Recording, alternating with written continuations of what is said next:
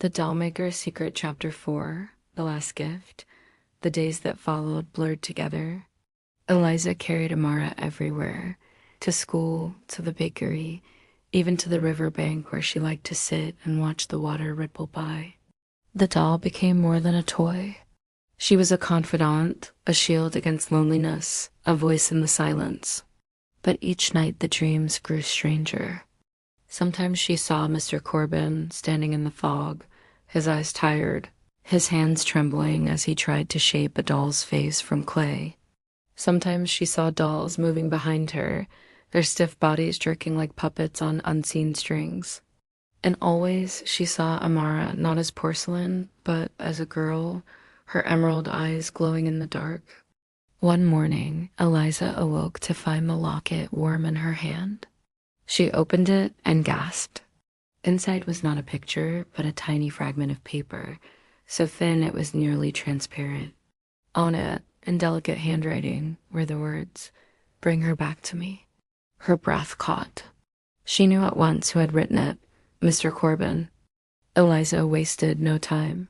Clutching Amara tightly, she hurried through the streets until the crooked sign of Corbin's Dolls came into view. The shop looked even older than before. Dust coated the windows, and one of the shutters banged loosely in the wind. She pushed the door open. The familiar bell chimed, but the sound seemed muffled, almost drowned in silence. The shop was dim. Rows of dolls stared at her from their shelves, their eyes catching the light. "Mr. Corbin?" she called. A cough answered from the back room. She found him hunched over his workbench, his face pale, his hands shaking. His once bright eyes were dull, rimmed with dark circles. "Eliza," he rasped. "You brought her." Eliza held Amara closer, reluctant to let go. She talks to me," she whispered. "She's my friend." Mr. Corbin gave a weary smile. "Yes, she was made for you. But you must understand every doll I create carries part of me. Amara carries more than any other." Eliza's eyes widened. "That's why you look so weak?" He nodded. "Her locket binds her to me, and now it binds her to you. But the bond cannot last. If you keep her, I will fade. If you return her, she will return to me, and I will have enough strength to finish my work." Eliza's throat tightened. She looked down at Amara. The doll's emerald eyes seemed to glisten, her expression softer than ever. In her mind, Eliza heard the whisper, "Don't let me go. I'm yours. I'll never leave you." Her hands trembled. "But I don't want to be alone again." Mr. Corbin's voice was gentle, though faint.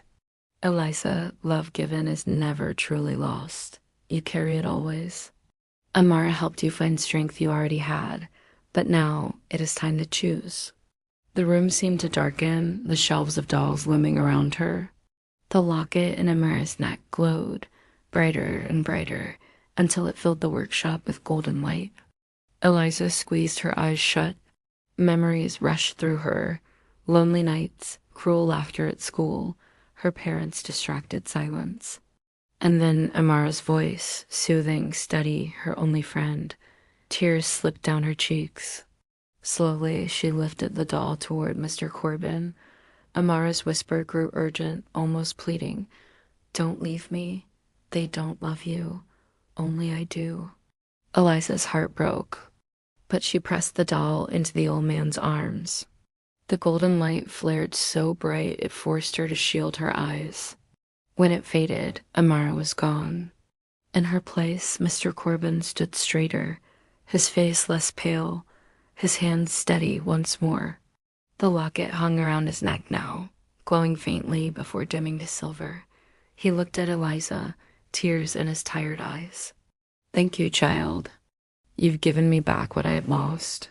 Eliza wiped her cheeks. Will I ever see her again?"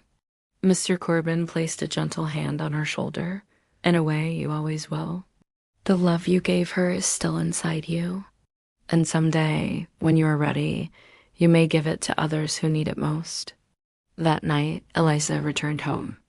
For the first time, She noticed the small things, her mother's weary smile when she set aside her mending to stroke Eliza's hair, her father's rough hands setting a loaf of bread on the table before he left for work.